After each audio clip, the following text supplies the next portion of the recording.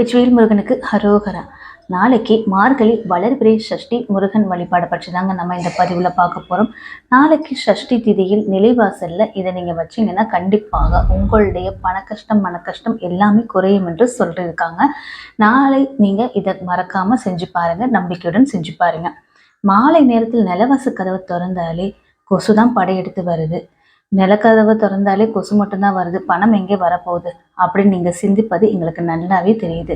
ஆனால் நாளைய தினம் முருகனுக்கு உகந்த சஷ்டி திதி மார்கழி மாதம் 21ஆம் தேதி ஜனவரி 5ஆம் தேதி ஞாயிற்றுக்கிழமையோடு சேர்ந்து வந்திருக்கு. இந்த வளர்பிறை சஷ்டியானது ரொம்ப விசேஷம் என்று தான் சொல்லணும். நாளைய தினம் நிலைவாசல்ல இந்த 2 பொருளை வச்சா நிச்சயம் உங்க வீட்டுக்கு பண வரவு அதிகரிக்கும், கடன் சுமை குறையும்.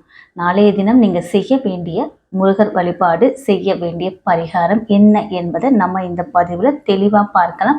வீடியோ ஸ்கிப் பண்ணாதீங்க. நாளை மார்கழி மாதத்தில் வந்திருக்கக்கூடிய வளர்பிறை சஷ்டி இந்த நாளில் ஒரு இனிய நாள். ஞாயிற்றுக்கிழமை என்பது எல்லோருக்கும் நினைவுக்கு வருவது என்னதுன்னா அசைவ சாப்பாடு தான். நாளை ஒரு நாள் தான் அசைவ சாப்பாட்டை தவிர்த்து விட்டு முருகனை வழிபாடு செய்து பாருங்கள். அசைவம் தானே, இந்த ஞாயிறு இல்லைன்னா புதன் வியாழன் அந்த மாதிரி கூட நம்ம எடுத்துக்கலாம். அதனால நாளைக்கு அசைவ சாப்பாடா முருகரா அப்படின்னு நீங்கள் யோசிக்கும் போது நமக்கு கண்டிப்பாக முருகர் பக்தர்களுக்கு முருகர் தான் நினைவுக்கு வருவாங்க. ஸோ அதனால் நாளைக்கு காலைல எழுந்து சுத்தபத்தமாக குளிச்சுட்டு உங்கள் வீட்டு பூஜையில் விளக்கேற்றி வச்சுட்டு விரதம் இருப்பதாக இருக்கலாம். இல்லை விரதம் இருக்காமல் எப்பயும் நீங்கள் சஷ்டியில் பூஜை எப்படி வழிபாடு செய்வீங்களோ அந்த மாதிரி வழிபாடு செய்யலாம். நாளை மாலை 6 மணிக்கு உங்கள் வீட்டு பூஜை அறையில் முருகப்பெருமானுக்கு விளக்கு ஏற்றி வைத்து நெய்வேத்தியமாக 2 வாழைப்பழம் வச்சிருங்க. 2 மண் அகல் விளக்குகள் எடுத்துக்கொள்ளுங்க. இப்போ நம்ம பரிகாரம் என்ன பண்ணுறதுன்னு பார்ப்போம். 2 அகல் விளக்கு எடுத்துக்கொள்ளுங்க. அந்த அகல் விளக்குல 2 அகல் விளக்குலையும் ஃபுல்லாக உப்பை கொட்டிடுங்க. சின்ன அகலே போதும், பெரிய அகல்லாம் வேணாம். சின்ன அகலை 2 எடுத்துட்டு அந்த அகல்ல உப்பை கொட்டிட்டு அந்த அகல் மேல 5 மிளகு வைக்கணும். 2 அகல் எடுக்கிறீங்க இல்லையா, ஒரு அகல்ல 5 இன்னொரு அகல்ல 5, ஸோ 2 அகல்லையும் 5 மிளகுகள் வைக்கணும். மொத்தமா 10 மிளகுகள் பரிகாரத்துக்கு உங்களுக்கு தேவைப்படும்.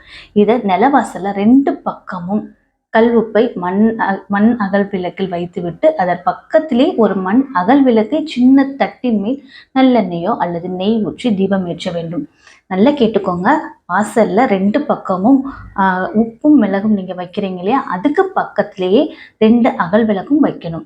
மொத்தம் வாசல்ல வைக்க வேண்டிய அகல் 4. 2 அகல்ல உப்பு இருக்கு, இன்னும் 2 அகல்ல விளக்கு ஏற்றணும். நெய்யோ அல்லது நல்லெண்ணெயோ ஊற்றி நீங்க விளக்கு ஏற்றலாம். மோஸ்ட்லி உங்கள் வீட்டில் விளக்கு ஏற்றுறதுக்கு பஞ்சதீப கொட்டி எண்ணெயை தவிர்ப்பது ரொம்ப நல்லது. வீட்டில் பூஜைக்கு நல்லெண்ணெய் யூஸ் பண்ணுங்க அல்லது நெய் யூஸ் பண்ணுங்க.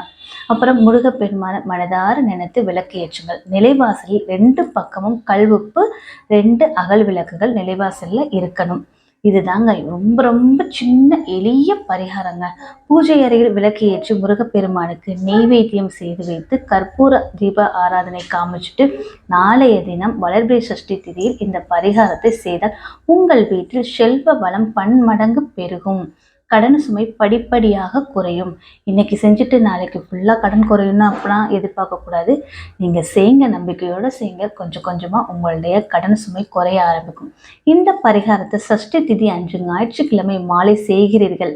ஞாயிற்றுக்கிழமை மாலை நிலைவாசலில் விளக்கு ஏற்றி விட்டீர்கள். விளக்கு எரிந்து குளிர்ந்து விட்டது. அந்த எரிந்து முடிந்த விளக்கை மட்டும் எடுத்து வீட்டிற்குள் வைத்து விடலாம். ஆனால் மண் அகல் விளக்கில் வைத்த கல்வுப்பும் மிளகு இருக்கு இல்லையா, அதை நம்ம எடுக்கவே கூடாது. நீங்கள் தீபம் ஏற்றின விளக்கு மட்டும் நம்ம குளிர வச்சுட்டு நம்ம வீட்டுக்கு கொண்டு வந்துடலாம்.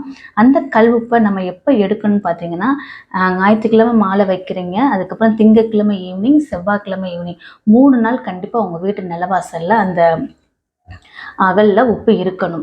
3ஆவது நாள் செவ்வாய்க்கிழமை தான் அந்த கல்லுப்பை நம்ம எடுக்கணும். செவ்வாய்க்கிழமை இரவு 8 மணிலேருந்து 9 மணிக்குள்ளாக ஒரு பாத்திரத்தில் சுத்தமான தண்ணீரை எடுத்துக்கோங்க. அந்த அகல் விளக்கில் போட்டு வச்சிருக்கும் உப்பையும் மிளகும் அதில் கொட்டி உங்கள் கையாலே கரைச்சிருங்க. செவ்வாய் ஹோரை நைட்டு 8 to 9க்குள்ளாக தான் நம்ம அந்த வாசலில் இருக்கிற கல் உப்பை கரைக்கணும். அதை நல்லா ஞாபகம் வச்சுக்கோங்க. என்னுடைய கஷ்டங்கள் எல்லாம், பண கஷ்டம் எல்லாம் என்னை விட்டு விலகி செல்ல வேண்டும், பணவரவு அதிகரிக்க வேண்டும் என்று முருகனை மனதார நினைத்து இந்த பிரார்த்தனை செய்யுங்கள். இந்த பரிகாரம் நம்பிக்கையுடன் செய்யுங்கள். அந்த தண்ணீரில் மிளகு மட்டும் கரையாது, உப்பு கரைஞ்சிரும். மிளகு எடுத்து அப்படியே நம்ம கால்படாத இடத்துல நம்ம போற்றலாம். அப்புறம் அந்த தண்ணி உங்கள் வீட்டு தொட்டியில் செடி வளர்ப்பீங்க இல்லையா, அந்த செடியில் ஊற்றிடலாம், அல்லது கால்படாத இடத்துல நீங்கள் ஊற்றிடலாம். கண்டிப்பாக இந்த பரிகாரம் உங்களுக்கு கை கொடுக்கும். நிச்சயம் உங்களுடைய கஷ்டம் விலகும், வருமானம் அதிகரிக்கும். நம்பிக்கையோடு செஞ்சு பாருங்க, எல்லாமே நல்லபடியாக நடக்கும். வெற்றிவேல் முருகனுக்கு அரோகரா. இந்த பதிவு உங்களுக்கு யூஸ்ஃபுல்லாக இருந்துச்சுன்னா நாளைக்கு கண்டிப்பாக செஞ்சு பாருங்கள், தவற விட்டுறாதீங்க. வீடியோ பார்த்த உங்கள் அனைவருக்கும் என்னுடைய நன்றி, வணக்கம்.